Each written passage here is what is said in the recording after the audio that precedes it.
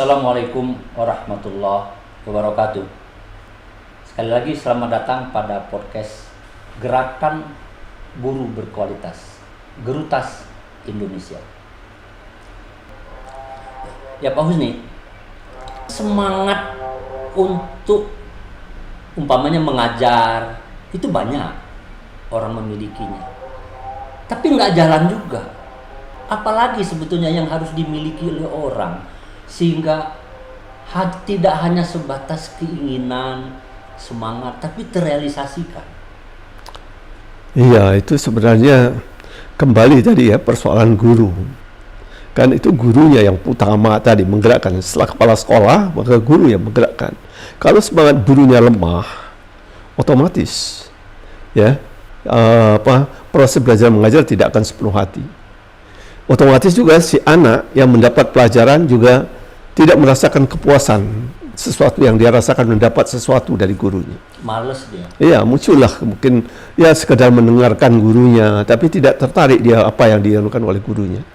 Nah itu jadi memang kunci utama itu adalah guru. Jadi saya ingat sekali itu dari hasil penelitian kawan-kawan kita di UNDP itu, bahwa kalau kita mau betul sekolah, maka yang paling utama itu adalah guru, karena dia 48% ya menentukan kualitas.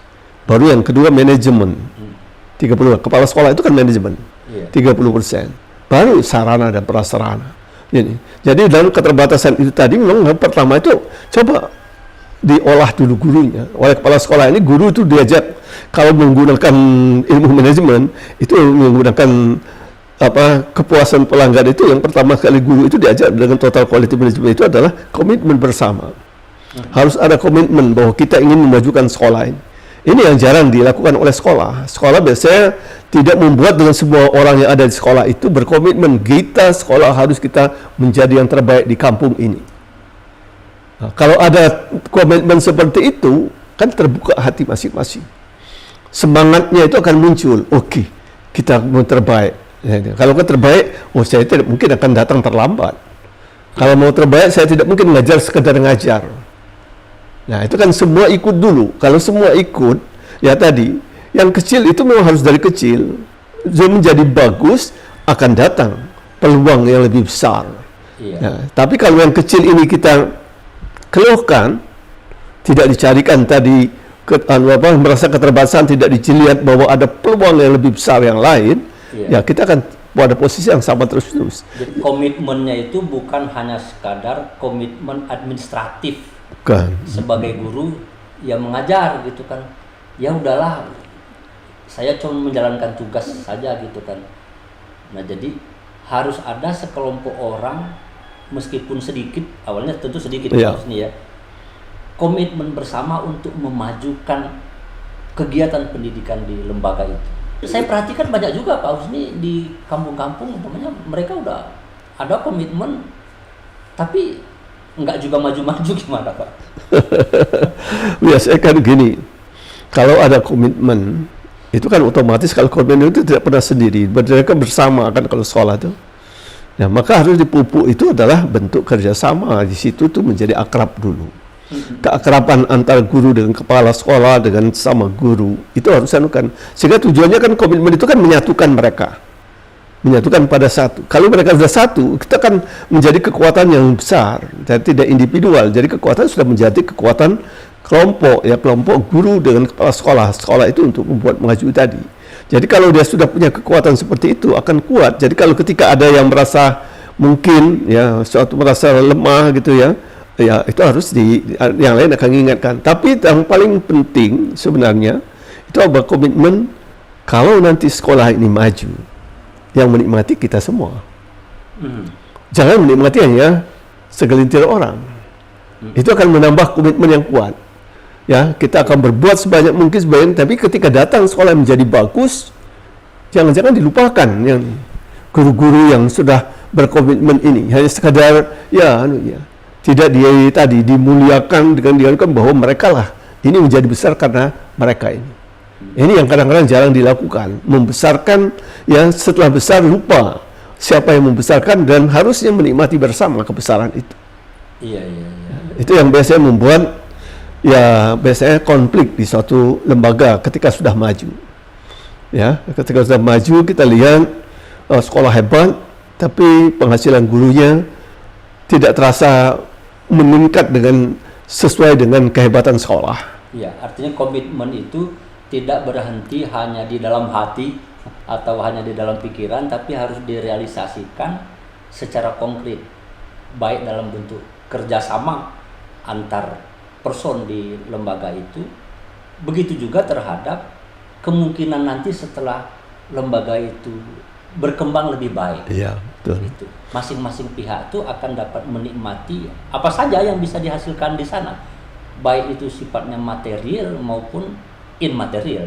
Ya, dia bisa mungkin penyekolahan para guru-gurunya kan, penghadiran mereka pada berbagai seminar yang diselenggarakan oleh berbagai lembaga baik dalam negeri maupun luar negeri, karena ini kan sudah maju, dana ada.